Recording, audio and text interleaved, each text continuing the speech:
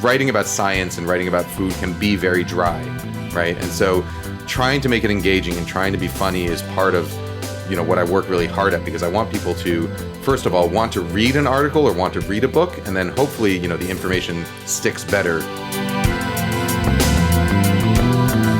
You're listening to the Taste Podcast. I'm Editor-in-Chief Matt Rodbard, here with Senior Editor Anna Hezel.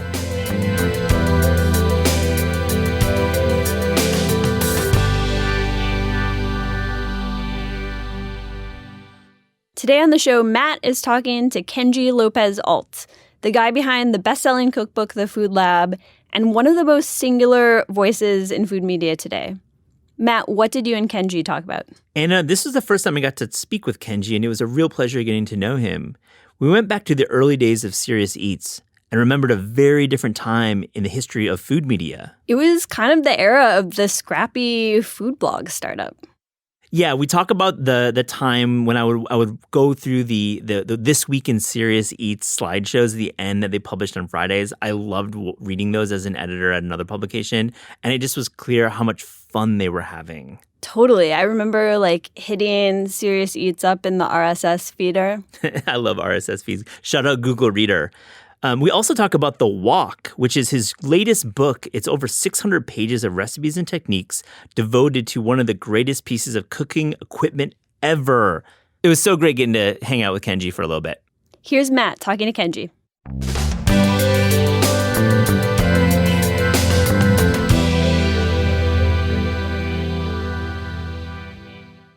Kenji López-Alt, welcome to the Taste Podcast. Oh, thanks for having me. Thanks for joining. I wanted to start because I began following Serious Eats through your Friday afternoon Week of Serious Eats slideshows back in, my God, 12 years ago. I don't know when we started those, 2009 or 10? Yeah, something like that. You, Max, Aaron, Robin, others. Yeah, the dogs. The dogs. Named after food. I mean, before everyone named their dog after food, to be honest. Right. I mean, Hambone. It was pure joy. I absolutely loved dipping into your world and your universe and seeing how Serious Eats was made. I was an editor at the time as well and knew a few of you, not you. Take us back to that time.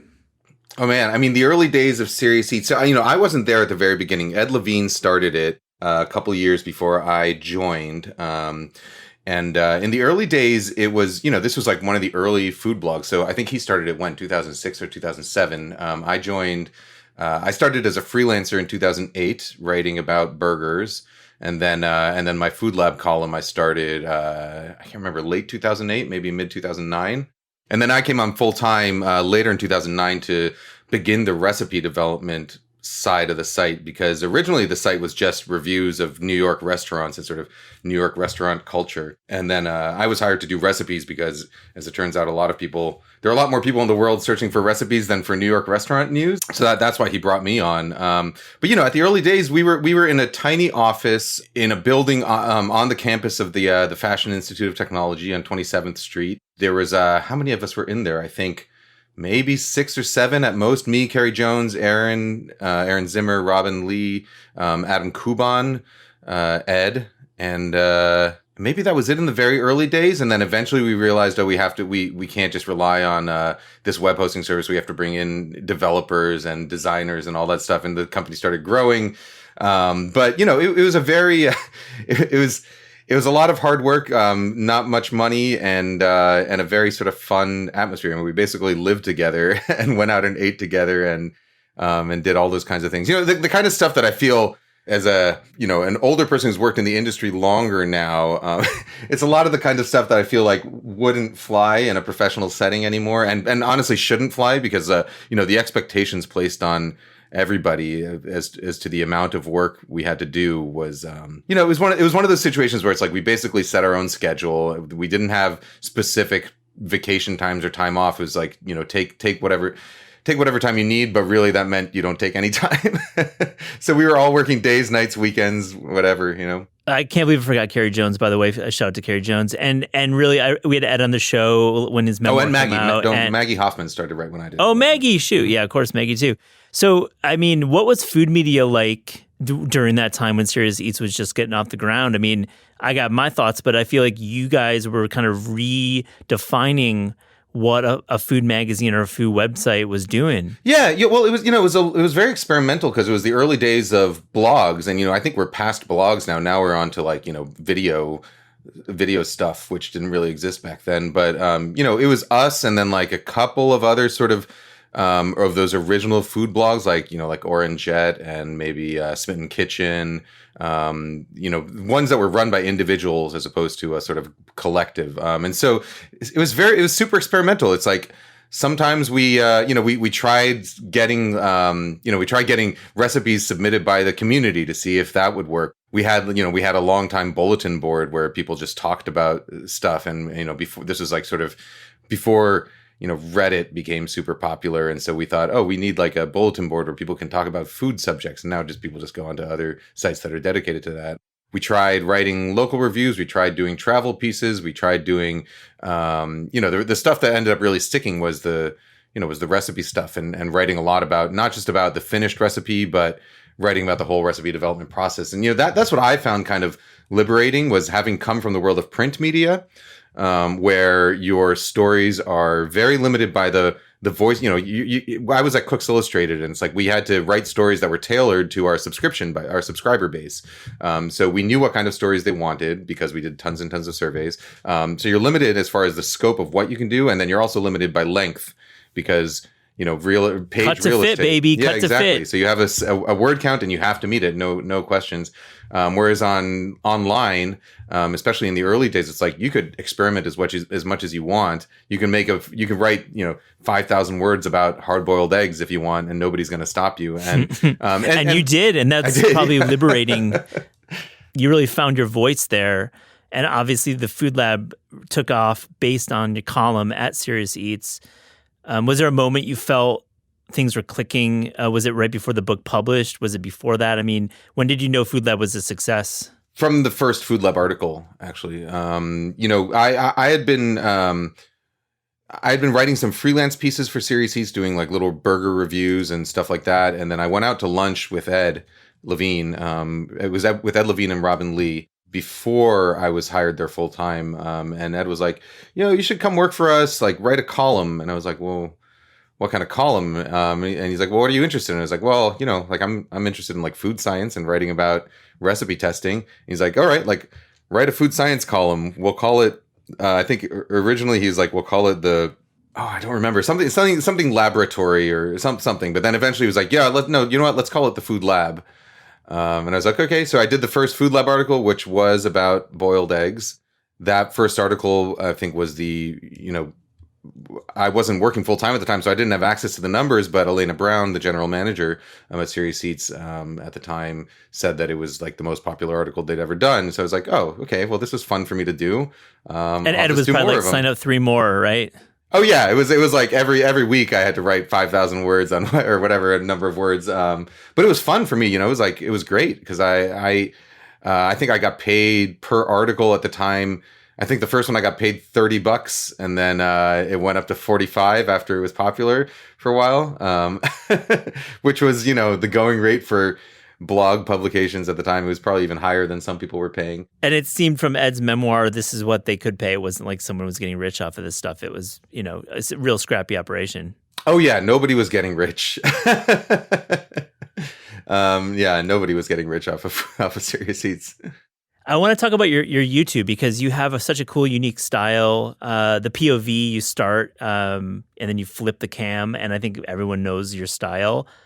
How did you just kind of find this style with so much great cooking content available on streaming? Accidentally.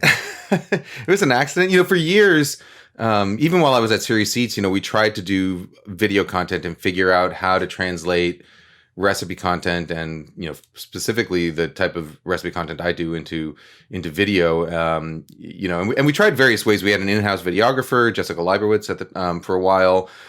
We spent a bunch of money hiring a full production team and getting a site and lighting it, and a full production team with craft services and everything to try and produce like a little mini series, and none of it really seemed to work. And then, eventually this was after I left Serious Eats full time. After my daughter was born, I left Serious Eats full time. And, there was one day when I had just come home from a trip. And on that trip, I had brought my GoPro. I think I don't remember where I was, in Mexico, I think. I had brought my GoPro, and so it was sitting on my kitchen counter, and I was about to cook something. I was like, oh, like maybe I'll try like sticking this on my head and cooking something and see how it looks. And so I did that, and then I posted that video, maybe a couple other ones, and didn't really think much about it. And then in like February of 2020. I looked back at my YouTube channel, which I wasn't really thinking about or maintaining, but I looked at my YouTube channel and was like, oh, this dumb video of me making a sandwich has like 1 million views. I guess people kind of like that. And so I was like, yeah, maybe I'll make a few more, try a little bit harder and see what happens. And I did. And it turned out people liked it. I think the reason why, sticking the camera on my head and cooking, works, there's a couple things. Like, first of all, like, I'm much more comfortable doing that because I'm really not good at sort of public speaking or doing things in front of a big audience. I kind of have to tune them out in order to be able to talk about what I'm doing. And so being on camera and having a camera pointed at me and like trying to memorize lines or scripts or talking points, I just come off sounding super unnatural. But cooking and focusing on the cooking while I'm talking about what I'm cooking, like that's something I had practiced a lot, because when I go on like book tour or when I do events and stuff, what I basically do is like I tune out the audience, I just focus on what I'm doing and I talk about what I'm doing. And so I can do that same thing when I have a camera strapped to my head. So all I have to do is cook and talk about it. And, and it turns out,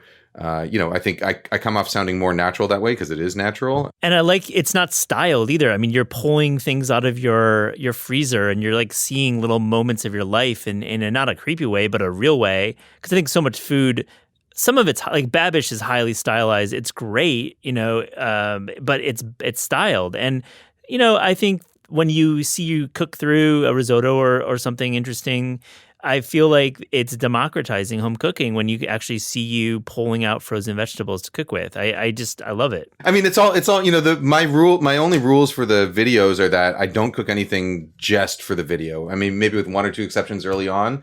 I don't cook anything just for the videos, and everything I'm cooking is basically stuff I'm cooking to feed my family with. So it really is just home cooking. Most of the time, I'm not following a recipe. Like I might say, hey, this is based on this recipe I wrote for Serious Eats or the New York Times or whatever. But I never follow the recipes exactly. I generally improvise a bit with what I have. And my other rule for the video is if I make a mistake, it stays in. Like I don't pull out like the pretty food that I had cooking on the side. Because I've worked in TV and other video production for food stuff. And it's all, a lot of it's real cooking, but the end result is always fake, right? It's something that is very styled and made to look perfect. And so in that sense, I think people enjoy seeing, a professional cooking off the cuff and including the mistakes and seeing that, okay, even people who cook for a living make mistakes. And so showing people that it's okay to make mistakes and also how to bounce back from them. And like, this is what, if this happens, here's how you can fix it. Or it doesn't matter, it's just food, so I think people like having that reassurance that everyone, including professionals, make mistakes, cut their fingers, maybe burn something. Let's talk about the wok. I just got my copy yesterday. It's just impressive, and congratulations on the release of it. Absolutely. And, the legend that's growing is that this was intended to be a chapter in the Food Lab back in the day. But your editor, Maria Gornishelli, decided or suggested that you make it a book. Is this accurate? I just want to fact check with you. Close, not quite. So it was a chapter of the original Food Lab book, which also had a number of other chapters that got cut. Because the original Food Lab book, I finished writing it and we laid it out as a 2-volume box set. So the book that was published is about 900 pages. The original book was 1,600 pages, 2 800-page volumes. And then at that point, my publisher kind of got cold feet because I was a first-time writer. They didn't, and they weren't sure, like, are people really going to pay like $75, whatever it would have to cost for a 2-box set from a first-time writer. And so Maria said, you know what, like we have to do it in 1 volume. I was like, that's fine. And so we ended up cutting out, basically, like we kept all the stuff that was the real Western, particularly like American type recipes, so mac and cheese and meatloaf and fried chicken and pasta, American and sort of American adjacent things that are in the sort of normal American repertoire. That's what we kept in the first book, and on most of the other stuff ended up getting cut.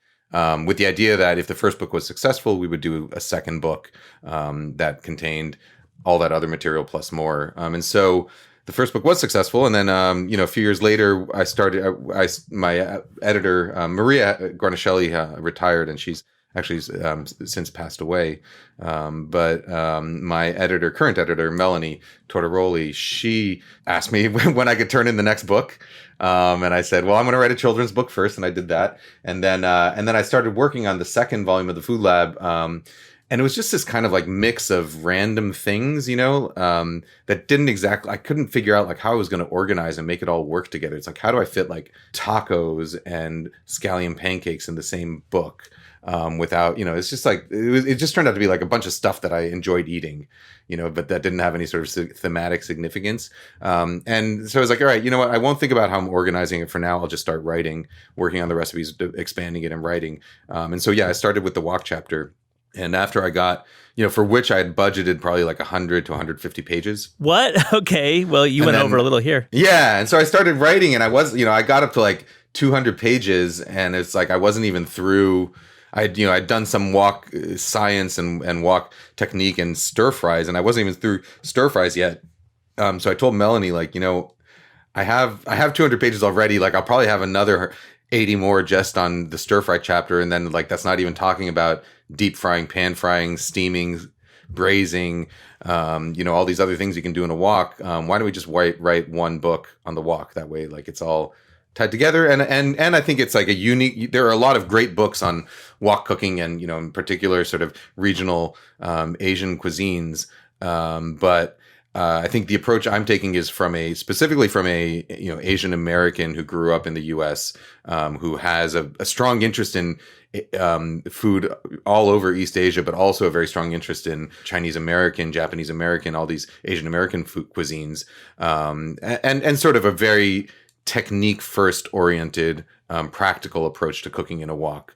So I thought it was a sort of unique take on wok cooking that I hadn't seen before, and that I hope will be useful to. It will be. To home cooks. You say Grace Young's books, Breath of the Wok and Stir Frying to the Sky's Edge. Those two books, and you've articulated just now how your book is slightly different from your point of view.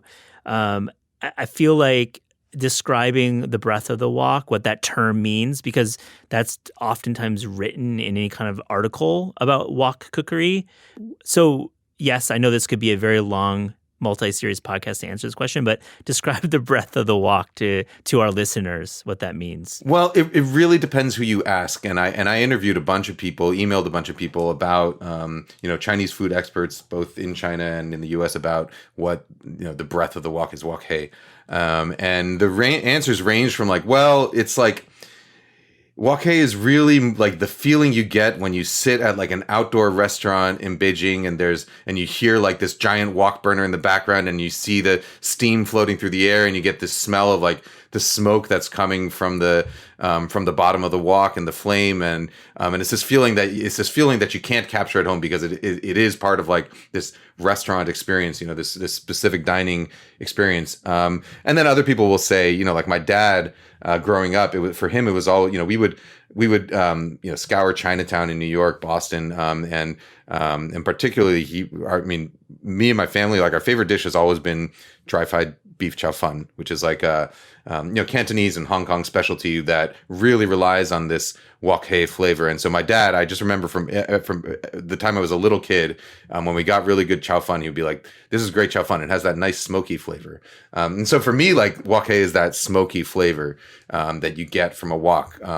It comes down to part of it is the technical element. Part of it is the flavor of the way carbon steel reacts with heat, and so the polymers that you develop as in a well seasoned carbon steel pan. So you can't get proper wok hei flavor out of like a stainless steel pan or a nonstick pan. Carbon steel or cast iron are essential to that flavor. Part of it is the vaporization of oil. So when you toss food in the air, and when the fire actually like leaps into the wok, as you're tossing the food in the air, like the little droplets of oil fly up into the air, they vaporize, and then you throw your food through that fire and through that smoke, and it picks up some of that burnt oil flavor. It's similar to the flavor you get like when you're grilling a hamburger and like on a cast iron pan. Yeah. No, on a grill, like an on a outdoor grill with a grill, live grill. fire. Yeah, and a little bit of the fat drips down and singes, and you see like a little puff of flame and a little smoke envelop the burger. That flavor that you get from that smoky flavor is part of it. And then another part of it is also just when you add sauces to the wok. Like for instance, if you're adding soy sauce to a wok, when you do it the right way, which is to add it around the edge of the wok onto the hot metal instead of pouring it directly onto the food in the center. When you add it to the hot metal, like it very quickly sears. So it's this like seared sauce flavor, which sounds weird. It's like, how do you sear a liquid? But by spraying a liquid on a very, very hot piece of metal, it develops these sort of caramelized, slightly smoky flavors. It's Maillard. Would you call it the Maillard? It's not quite the Maillard reaction. I mean, I guess maybe. Yeah, I don't know if Maillard would have considered like these burnt flavors to be part of his namesake reaction, but it's really more like you're kind of burning it more rather than so it's not a positive it. Maillard, it's more of a burn, but it is a positive. Yeah, it's the kind of flavor that like if I in a high end like Western European restaurant, like if you're in a French kitchen and you're pan searing a steak and the flame jumps into the pan, the chef would tell you to throw it out because it gets that like burnt oil flavor to it, which is not something you typically want in Western cuisine. But when you're talking about cooking in a wok, particularly these dishes that use like really high heat, which is not every wok dish, but some wok dishes that really want that smoky flavor, fried rice, fried noodles, you want the flame to actually be there. You're going to get this question obviously a lot, but I don't have hypothetically, I don't have a gas range. I have an electric range. Can I still get wok hay? Can I still actually use a wok on an electric range? So absolutely, you can use a wok, and you can cook. The book, my book, 99% of the recipes you'll be able to cook in electric or induction. The exceptions are the ones where wok hay really is an essential part of the flavor. So like there's like some stir fried greens recipes or chow fun, things like that, where you just using your electric burner alone, you won't be able to get wok hay because you do need that actual flame. But there are techniques in there that show you how you can achieve those things at home. So what I recommend is, first of all, cooking in batches. You can still get like the seared sauce flavors and that carbon steel flavor off of an electric or an induction range. And then if you really want that smoky vaporized oil flavor, what I suggest is you cook in batches, spread your ingredients out onto sheet trays, like aluminum sheet pans, as you cook them. And then you get like a little butane torch, like a kitchen torch, and you just pass it over the food a few times, and that'll get you that wok hay flavor. Then you stir fry everything together at the end with the sauce, and it tastes great. I love that tip, and I think everyone should have a butane torch. We've written about that on Taste quite a bit, and I think everyone can enjoy wok hay. So thank you for democratizing and making it for everyone. Your writing is funny. Like, I think you are considered a very serious food expert and cookbook author, but I love this line. Many things can be called fast, versatile, and fun. My old pocket, Kodak, and Stamatic, Transformers, Bo Jackson. But add delicious to the mix and suddenly your list gets a lot shorter. I love that line, but explain about blending in delicious into this idea of fast and fun. Well, it's a good line. I'm just giving you credit. It's a good line. I think I spent a while where, as far as like writing funny things like that, to me, that's actually the most difficult part of writing, is making it engaging and coming up with, I try and put jokes in there. My jokes are usually dumb dad jokes, but I try and put jokes in there. I remember my old friend, Will Gordon, who is a columnist at Deadspin now. I think he's still at Deadspin, but he was like one of the funniest writers I know. And he always told me, like, making yourself sound like jokes don't come naturally. Like, you have to, if you want a joke to work, maybe they come naturally, like in a conversation, but any like stand-up comedian will tell you, like, you have to work at your jokes to get them to work, and you have to, and written humor is the same. I think you really have to work hard to make things funny, and I'm only moderately successful at it, but that really stuck with me, because it's like, if you do want your writing to be humorous and engaging, because I think writing about science and writing about food can be very dry, right? And so trying to make it engaging and trying to be funny is part of what I work really hard at, because I want people to, first of all, want to read an article or want to read a book, and then hopefully the information sticks better if they're enthusiastic about reading it. Like, I know for me, like, I'm much more likely to read something that I find enjoyable first, and then the information will stick better. So Working on the jokes, I that's what I probably spend the most time on, other than the recipe. In the actual writing process, it's like, all right, I'm going to write, like, I can write the process of how I tested this recipe. I can write about the science. I can do that. The two things that I work hardest at are coming up with like good analogies for scientific principles that people will understand and grasp easily, and then trying to make the writing lighter and funnier and less sort of technical. Yeah, it's such a challenge because I feel like the textbook approach to cookbooks is certainly for some, but not for all, and you want to be for all. So who do you read? Who do you read right now? Who do you like in food writing? Like who inspires you? These days I actually watch a lot more video than I do reading. I'll read books for reference, but it's a lot of times it's like, well-established older authors that I've just followed throughout their careers. So, people like Grace Young, Fuchsia Dunlop, people like Rick Bayless for Mexican food, Jacques Pepin. Like I always pick up their new books. I love, let's see, who do I love as a food writer? Hugh Fernley-Whittingstall, who was a British food writer, who has a bunch of, all of his River Cottage series. I really enjoy him because he is very untechnically oriented. His books, they're very sort of, throw stuff together. But he's an extremely humorous writer, and I think so I really enjoy reading his stuff. Very proper, very Cotswolds, very like he's got like a very British point of view, right? Yeah, he does, but I think it's all but like a lot of British humor, it's sort of tongue in cheek. Like he knows like he's this British dude and makes fun of himself for it, which I find great. As far as like actual writing, when I'm writing a book, when I'm working on a book, and whenever I feel like I'm in a rut writing, I generally go back and reread anything by Douglas Adams. Anything by Shel Silverstein, anything by Kurt Vonnegut Jr. Like those types of that kind of humor I find most reflects what I want to try and capture in my writing. So if I find like I'm not funny or engaging today, I never have trouble writing about the facts, but it's being engaging. Like I'll just take a long bath, read a Vonnegut novel, and I'm like, all right, there we go. That's a little fun. Yeah, that's what funny is. Great calls on those. I want to talk a little bit this like speed round style because I think our listeners really want to hear about like tools in your kitchen. But I would like to know your favorite kitchen tool right now. Mortar and pestle. I mean, unless we're counting pots and pans, then wok, right? But mortar and pestle is, I think, one of the most. I mean, it's one of the most ancient kitchen tools, but I think it's one of the most underused and overlooked in modern cooking, because we have all these specialized gadgets and stuff that supposedly take the place of a mortar and pestle, like a blender or a food processor or a spice grinder.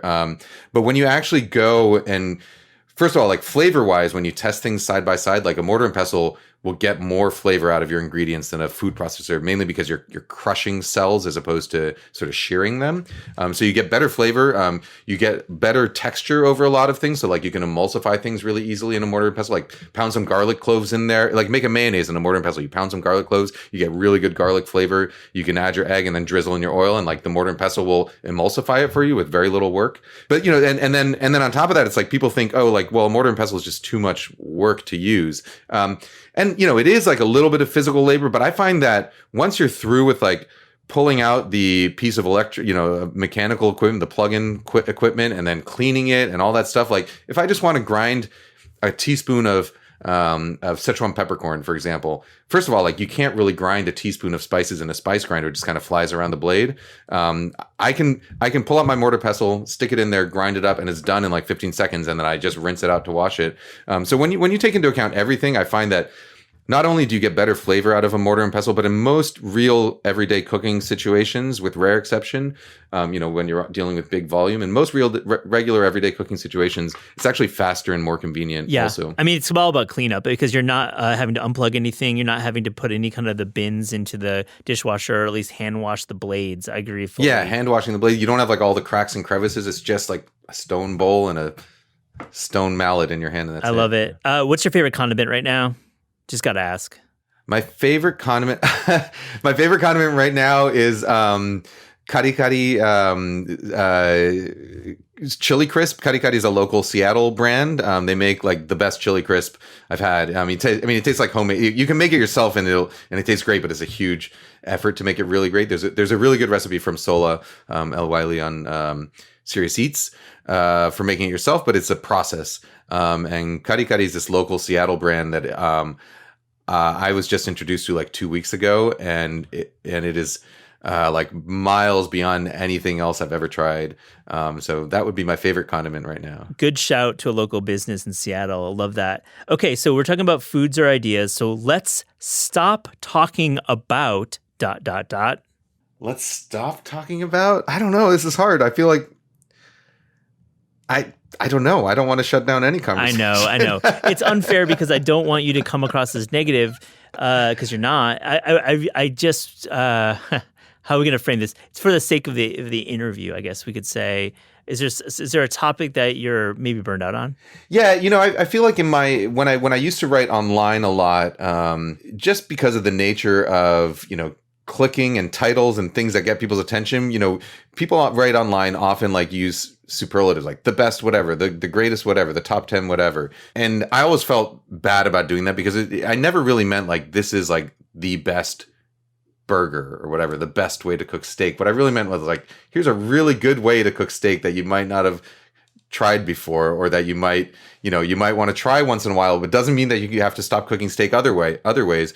So what I would say is like, stop telling people that they're right or wrong to cook things certain ways. There's no right or wrong. It's just sometimes, it depends what you want, first of all. And it's also like your mood can change from day to day. So it's like someday I might want a tall, fluffy pancake, and another day I might want that's a little, crisper and more dense, it's fine. You don't have to like the same thing or the same thing that everyone agrees is the best every time. So agree. Okay, let's start talking about ... Let's start talking about this would be addressed to, I think, professional chefs and professional recipe testers and content producers. Like, let's start talking about our mistakes, and let's be okay with not being perfect, and let's be okay with making mistakes for ourselves, and learning from those mistakes and admitting them so that everyone knows that people do make mistakes. Love that. Let's start talking about our mistakes. I agree.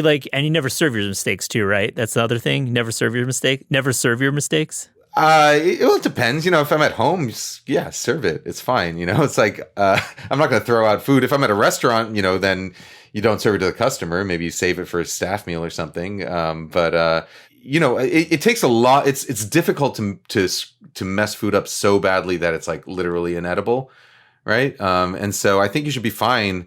If it's your family or your friends saying like, "Oh, this is a thing I was trying, didn't come out exactly as I wanted to," but like Julia Child's old thing, just like give it a fake French name. If you mess it up, give it a fake French name and serve it and say it's like a specialty of somewhere, and nobody will know the difference, right? And then try it again the next time. The certitude of recipe development it can be a little frustrating that there's the only way to blank, the only, I feel like the ish idea, like all these ishes that ended up in titles of publications and cookbooks kind of maybe got away from the certitude. Like things can be flexible, right? I want to like follow up on that a little bit because I feel like we as cookbook authors and recipe developers sometimes are thought of as being like the only answer, but sometimes there is no answer, right? With a recipe.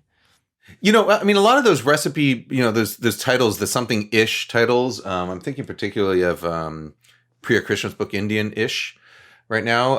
But I think a lot of those ish titles are not necessarily in reference to what's right or what's wrong, but more in reference to the concept of authenticity and what is like what is real Indian food, what is real spaghetti carbonara, whatever, and I think people get caught up in those ideas of like what makes something real versus not too much, and I think you can also go the other way. There are people who say like, oh, it doesn't matter as long as it tastes good. Well, I think there's a way to acknowledge, the history of a recipe and what it means to a certain group of people who live in a certain area, from a social or historical or cultural context, while also acknowledging that's just not how I like it. I'm going to do it this way, and I think that's totally fine to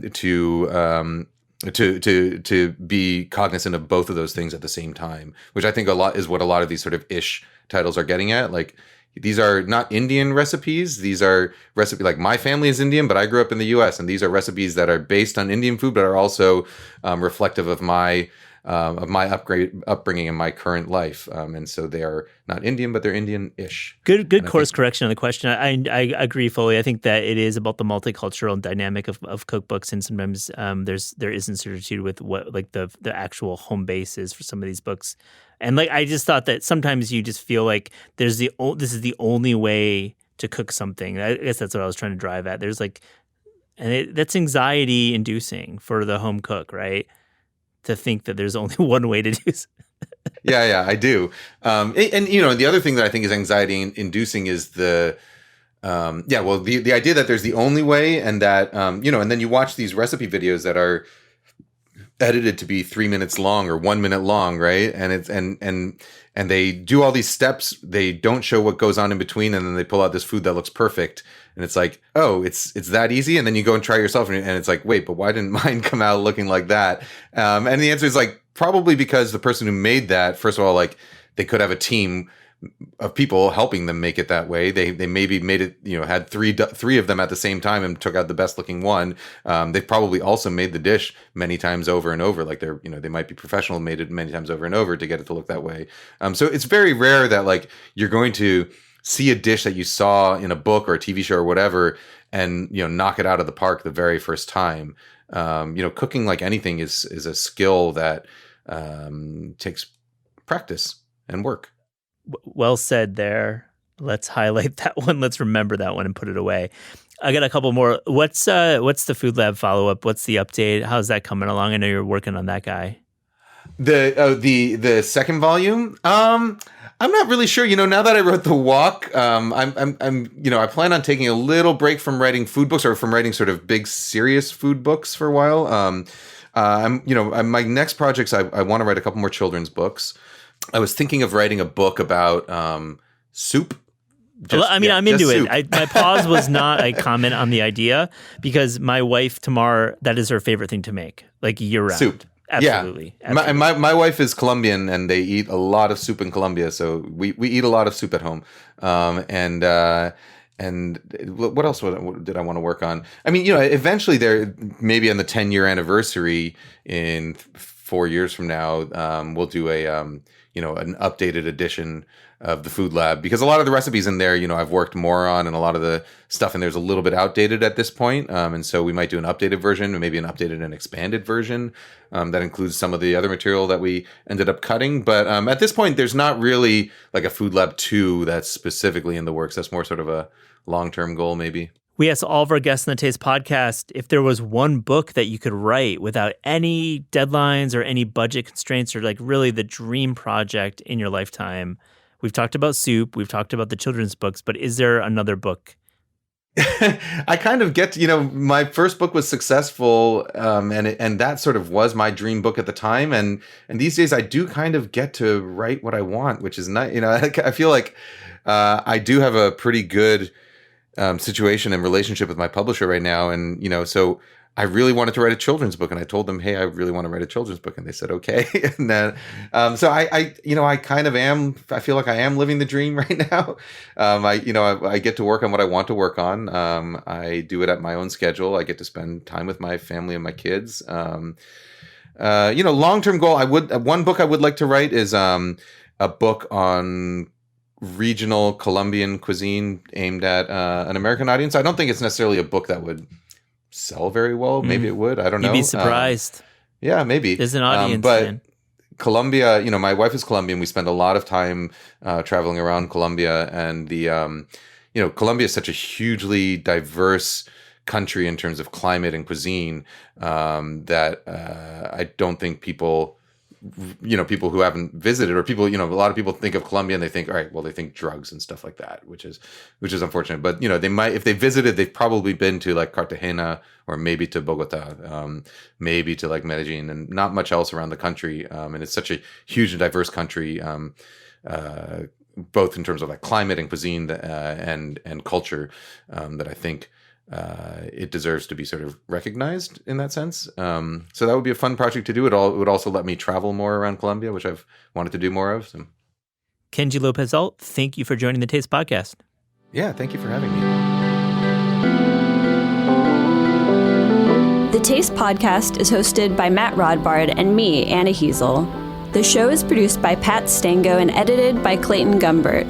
Our theme music is by Steve Rydell. Visit Taste online at tastecooking.com and make sure to subscribe to our newsletter. Thanks for listening.